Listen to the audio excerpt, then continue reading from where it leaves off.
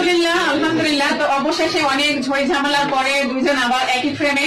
তো যাই হোক, আমরা কিন্তু বর্তমান উপস্থিত আছি রংপুর হাইকোর্টে, তো রংপুর জজ কোর্টে।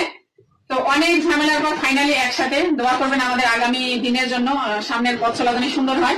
আর আমরা রায়হান ভাই, অ্যাডভোকেট রায়হান ভাইয়ের মাধ্যমেই এখানে আসা, প্লাস এত দূরে আসা, সবকিছু সমঝোতার মধ্যে। তো যাই হোক, বলো মানিক। আমি যা বলতে চাই এটা বলো কিছু, খালি ক্যামেরা দিয়ে থাকলে হবে না। না, আসল কথা আমরা এক হয়েছি। আমি কারাতে আসছিলাম এখানে, আসার পরে যাই হোক অনেক কিছু হলো। তারপর আমরা জজ করে আসি রংপুরে আসার পরে আমাদের রায়হান ভাইয়ার হেল্প অনুযায়ী অনেক সময় বলতে চাই আমাকে যে সম্পদ মানে ভাঙা না হয় ভালো। তারপর ভাইয়ার ওসিলাতে আমাদের এক হয়ে গেলাম। আমাদের যাই হোক আরবিতে যে মামলা করেছিল সম্পূর্ণ সে উইথড্র করবে, নিজের মুখে স্বীকার করেছে। আমাদের যাবতীয় যে মামলা ছিল সব উইথড্র করবো। সেও নাকি আমার নামে অনেকগুলো মামলা ছিল, আর মানে পুনর্ধন মামলা ছিল, সেটা উইথড্র করে নিবো। তার নামে আর দুইটা মামলা ছিল, আর সেটা আমি উইথড্র করে নিবো।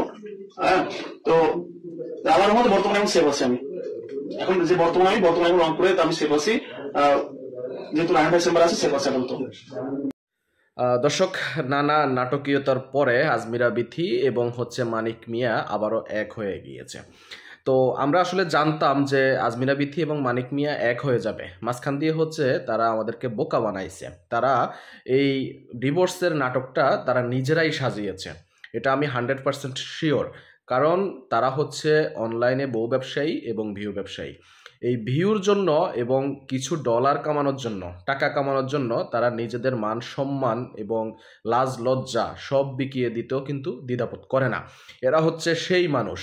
এই আজমিরা বিথি এবং মানিক মিয়া কত কান্নাকাটি করেছে, পাল্টাপাল্টি একজন আরেকজনের বিরুদ্ধে বক্তব্য দিয়েছে এবং নিজেদের অশালীন ভিডিও অন্যদিকে ছড়িয়ে দেওয়ার কিন্তু হুমকি পর্যন্ত দিয়েছে।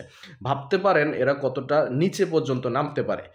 তো এখন 40 লাখ টাকা কাবিন করে এখন আবার তারা দুজন এক হয়ে গিয়েছে। দুদিন পরে দেখবেন যে আবার নতুন নাটক শুরু করেছে। এরা টাকার জন্য আসলে সব কিছু করতে পারে, এভরিথিং, এভরি ওয়ে তারা কিন্তু সব কিছু করতে পারে।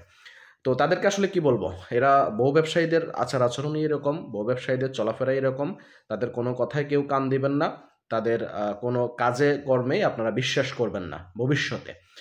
তো আমাদের আজকের এই ভিডিও সম্পর্কে, তাদের এই মিলে যাওয়া সম্পর্কে আপনাদের কোনো মন্তব্য থাকলে সেটি আমাদের কমেন্টস বক্সের ঘরে অবশ্যই লিখে জানাবেন। ভিডিওটি ভালো লাগলে লাইক দিবেন, শেয়ার করে অন্যকে দেখার সুযোগ করে দিবেন এবং চ্যানেলে নতুন হলে সাবস্ক্রাইব করার অনুরোধ রইল। ভালো থাকবেন সবাই, সুস্থ থাকবেন। পরবর্তী ভিডিওতে দেখা হবে ইনশাআল্লাহ। ধন্যবাদ।